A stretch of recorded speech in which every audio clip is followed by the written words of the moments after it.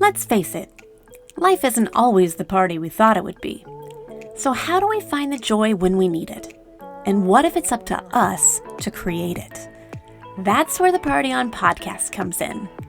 Our goal? To shine the proverbial disco light on all the things that make our lives easier, healthier, and a heck of a lot more fun. So we can enjoy the party we were all invited to, live our best lives, and dance like absolutely no one's watching. Hey friends, welcome back to the Party On podcast.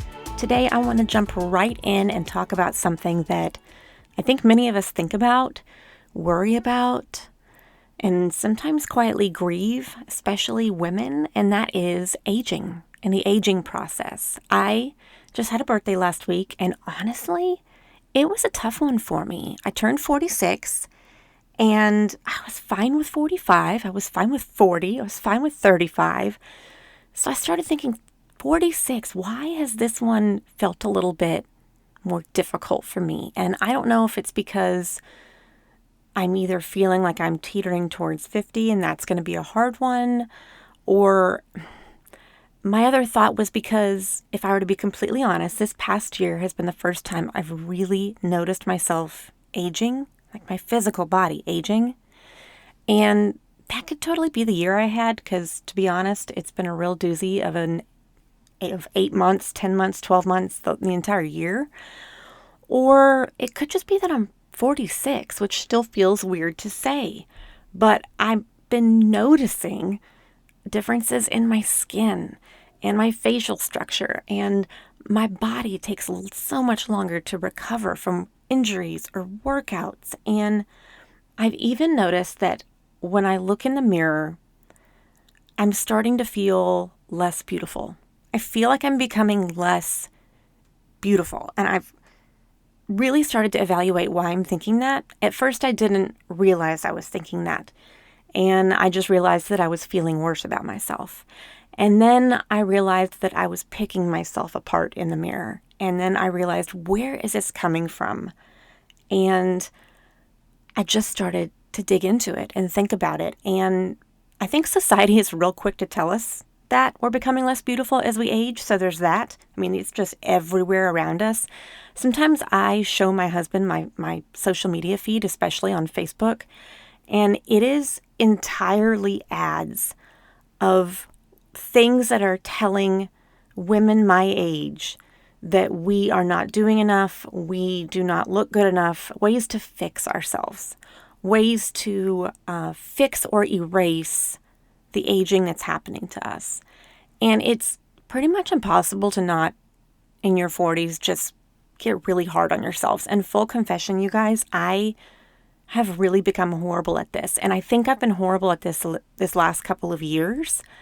And I don't think I realized it until my birthday last week. And I want to change that. I posted a few pictures on Instagram and on Facebook on my birthday, and so many of you, this was fascinating to me, so many of you said that you had no idea I was 46. And honestly, this was a wild experience for me to hear, because I feel like I look way older than 46. So the dissonance there was astounding. And that really helped me see that there was an issue there with what I was seeing and what I was telling myself. And I even started reevaluating in stories on Instagram. I've been talking about my love for skincare. And I really even started reevaluating my almost obsession with skincare as of late, which is something I've just always thought I've loved, which I have. But I realized I've been a bit crazed about it over the last 5-6 months. And I realized maybe I'm doing it more out of lack than out of love. Like maybe I'm trying too hard to fix myself instead of just loving myself and pampering myself. And that was a huge eye-opener for me. It was very convicting. Like I've been doing this from the wrong place. And it's the exact opposite reason I thought I was doing it. So that dose of self-awareness in that moment was a revelation. I think in the news recently, there's been a lot of chatter, if you haven't seen it, especially when it comes to, let's use Bethany Frankel as an example. I think she is lovely and wonderful, and just a hoot to follow. But she has made waves across the internet for modeling at age 55 in the Sports Illustrated runway show and even posing in the magazine. And she is 55 years old, or 55 years young, shall I say, and just looks fantastic. She's also super great about being transparent about what it takes to look that way at 55, which I so appreciate. But there's been this contrast looking into the scope of how we grew up with aging. If you were maybe Generation X or an Xennial, maybe Millennial, but the Golden Girls themselves were 55. They were in their 50s. And just the contrast of that, I think, is really interesting. And people are now asking, like, back then, there was a cutoff. There was this moment in time where you were like, I can just be who I am. I understand that I'm aging. And I think in the age of plastic surgery and lasers and all these things that people can now do, and add in social media to that, to the fact that we can see all the things that you can do, there's this pressure to not be Rose Nyland of the Golden Girls, but to be Bethany Frankel at 55. And a lot of people are asking this question, when does it stop? Like, at what point are we going to stop feeling pressured to not age or to continuously look young?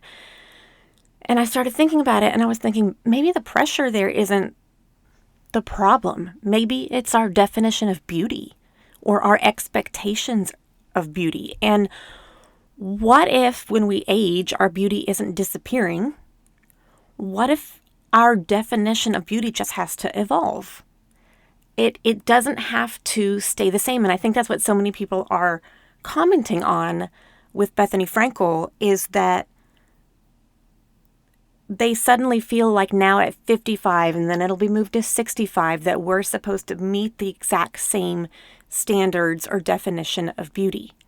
But I actually think that our definition of beauty has to be up to us, has to be up to ourselves. I think the first step is separating yourself from society's definition of beauty and figuring out what that means to you. So what if beauty isn't disappearing? What if we evolve our definition of it? And what if that shift in perspective, this is the fascinating question that I've been thinking about. What if the shift in that perspective could actually make you more beautiful than you've ever been? And in different ways, mentally and physically. And I want to talk about this. And don't worry, this isn't going to be some sort of wrinkles can be beautiful too talk. I have heard that a million times, but this is more than that. So let's start at the very beginning, because as Julie Andrews says, it's a very good place to start. I think we have to start by evaluating where our standards came from. Because so many of us grew up believing that beauty had an expiration date. Think about it. If we really did see Rose Nyland and all of the Golden Girls looking like they did at 55, we definitely were exposed to the idea that beauty had an expiration date. I mean, that's half of the jokes on that show. And I love me the Golden Girls. If you know me, you know it's one of my favorite shows. But as I started thinking about it, it is constant digs on how old they are and Blanche is the one who is trying to still say she's young and beautiful, and everyone's telling her over and over again she's not. So we grew up with the idea that beauty only belonged to youth and smooth skin and perfect bodies and being the youngest woman in the room. And if you think about it, the beauty industry built a $1 billion business convincing us that aging is a problem to solve. This is another angle of where it comes at us from society, that every bit of aging is a flaw and something we need to fix, something we need to erase. There's actually products called wrinkle erasers. And also, I feel like the beauty industry has tried to convince us that every birthday after 40 is somehow a loss. Like it just goes downhill from there. But think about how strange that thought really is. We celebrate growth in every other area of life. In every other area of life. Think about this. One year, my mom, for Mother's Day, wanted to go see the oldest tree in Texas. And I believe we were teenagers and rolled our eyes at the idea of it. But it's Mother's Day. You buck up. You do what you got to do. But we went to see this tree, and it was one of the most beautiful, inspiring things I've ever seen. It really was just magnificent to see it and be in its presence. And just think about that example right there. We don't drive 3 hours on Mother's Day to see a brand new youthful tree. We admire the oldest trees, the ones that are still standing, the ones that have, like, there was something about being around that tree that I could just feel its wisdom. And wine. Wine is another great example. We treasure vintage wine. New wine is no good. We respect experience in other things, and we celebrate growth in every other area of life except for ourselves. Because somehow we've been taught when it comes to us that becoming older means becoming less valuable. And that is the most heartbreaking contradiction. In fact, a few weeks ago, we introduced into the Festive Farm Co. shop a new ornament on this very subject matter because I was so convicted about it. And it is called the Trip Around the Sun ornament, which is celebrating the fact that we're still here. It's a birthday ornament. You can send your friends and loved ones, but really whenever I create a product, it isn't so much about the product that I'm putting into the world, and it's the message and it's the energy. And I just had felt so convicted for several reasons about the fact that the older we get, the more we should be celebrating. Even I had this thought of, we have these elaborate birthday parties when we're young, and that's almost backwards. We're still here. We should be celebrating the heck out of being 45, 46, 50, 60, 75. And I think that I've had that perspective shift this year because earlier in January, I was diagnosed with skin cancer. And it really, really did a number on me. It came out of nowhere. And I think as anyone who's ever had a run-in with cancer, it's terrifying, and it immediately changes your perspective on everything overnight. And in fact, I can remember this one moment when we were waiting on the final lab test results after the surgery to try to make sure that they had gotten it all. And we were going on a trip, my husband and I, and we were in an airport. And I just remember being in such a heightened state of awareness. I remember watching everyone in the airport, almost like I was an alien or an angel or somebody from another world had come into my body, because my eyes were so fresh and I just kept looking at everyone, and I just kept wondering if they knew on that very day how lucky they were to be there, like how lucky they are to be here, standing, breathing. And I even saw a few people arguing at the counters, and I thought, I don't think they understand how lucky they are to be here. We are so lucky to take another trip around the sun. I am so lucky that my skin cancer tests after the surgery came back all clear. We are lucky to be alive. We are lucky to learn the lessons that we're learning. We are lucky to go through the heartbreaks that we're going through and to feel them, and to feel 100% of what it is to be alive. And instead, we are so focused on the negative part of aging. We're focusing on losing our beauty. And I think it's time to reframe what beauty really is. And I think we all have to do that on our own. And at first, it kind of does feel like you're trying to convince yourself. Like deep down, we all know the answer is full lips and perfect young hair and beautiful skin. But again, you've got to challenge yourself, because that's what it feels like the answer should be, because that is what we have believed for so long. But you really have to challenge your reflections. No pun intended there. You really have to reimagine beauty and define what it is to you. And I've decided for me that beauty is not appearance. It's energy, it's presence, it's kindness, it's confidence, and more than anything for me, it's authenticity. It's the woman who has fought hard to learn who she is. It's the woman who no longer spends every second wondering if she's enough. And man, have I worked hard on that this past year. It's the woman who laughs freely and often. or it's the woman who isn't trying so hard to be 22 again because she's just finally comfortable being her own age. These are my goals. These are my notes from my journal for how I want to define beauty. And I want to define beauty in a way that is magnetic. And if you think about it, that kind of beauty can only come with age. It's like the trees. That kind of beauty can only come with lots of time on this earth. It can only come through cancer scares and battles with heartbreak and family and getting back up over and over and over again and still smiling. I wrote down in my notes that most of us think aging is subtraction, like we're losing. It's a negative.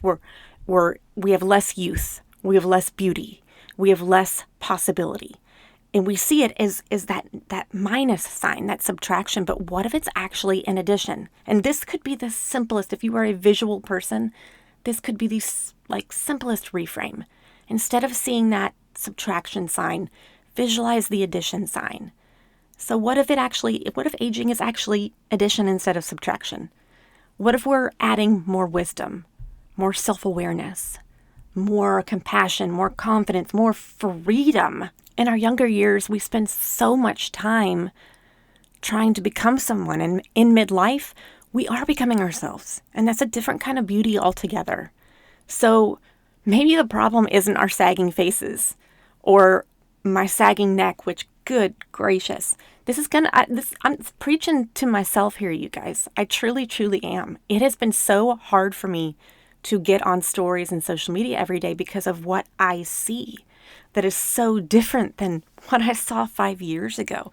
But maybe this whole time that I've been back on Instagram, maybe the problem isn't my face. Maybe it's the mirror.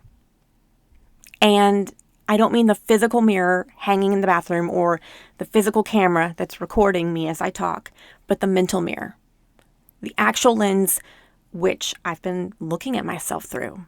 When we look in the mirror, we are trained to search for evidence that we are losing our beauty. And if you don't believe me, again, just look at your Facebook ads.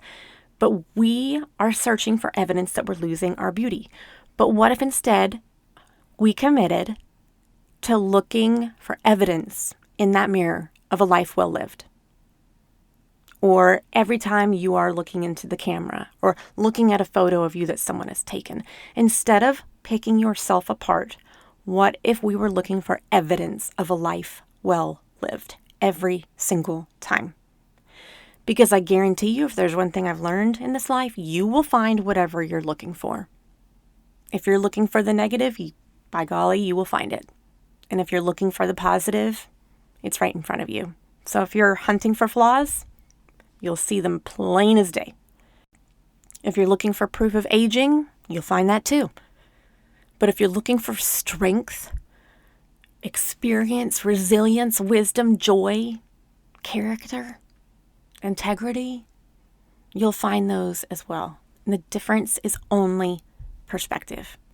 And here's the question that I really want to pose today because it fascinates me. Could this change in perspective actually physically make you more beautiful? This is what I started thinking about this week. I started thinking, wait a minute. Can this change in perspective actually change the way you look physically?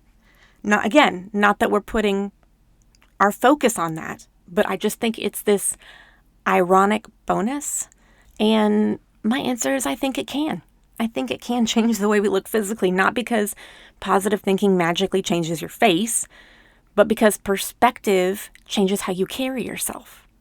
When you stop fighting, every year that passes, you soften, you become more present, you smile more, you stop shrinking, you hold yourself in a better light, you stop apologizing for taking up space, you stop believing your value is tied to your skin being perfect, and all of those things affect how the world experiences you.